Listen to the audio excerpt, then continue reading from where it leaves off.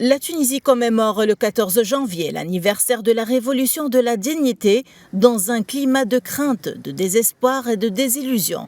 Car 12 ans après la chute de l'ancien régime, les objectifs de la révolution n'ont pas été réalisés. À cela s'ajoute une dégradation de la situation des citoyens, les jeunes en particulier. Ils nous ont promis et n'ont pas tenu leurs promesses. Nous n'avons rien vu de bon ces dernières années. Au contraire, nous sommes en train de se noyer de plus en plus.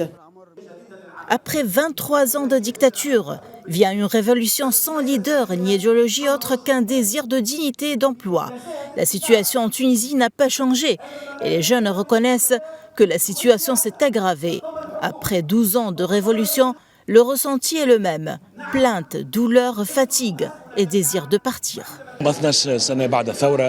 Après 12 ans de révolution qui a surgi suite à des revendications sociales et économiques, nous constatons que la crise sociale et économique s'aggrave jour après jour et que le peuple tunisien s'appauvrit. Aujourd'hui, nous parlons d'un peuple qui vit une crise suffocante.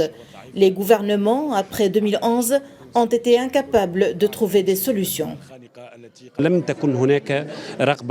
Il n'y a pas eu de réelle volonté politique pour garantir la justice sociale. Il y a une accumulation de crises depuis 12 ans, restées sans solution.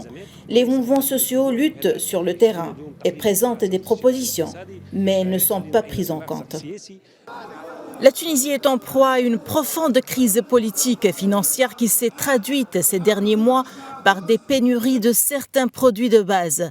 Un recul du pouvoir d'achat du fait d'une inflation galopante, avec un taux de chômage qui atteint 18%.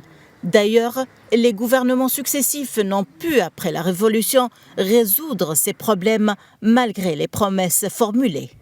La commémoration de la révolution tunisienne est cette année l'occasion pour la plupart des forces d'opposition de réhabiliter cet anniversaire via des manifestations en vue de défendre les acquis démocratiques du peuple tunisien. Depuis Tunis, Najwa Becha pour Média.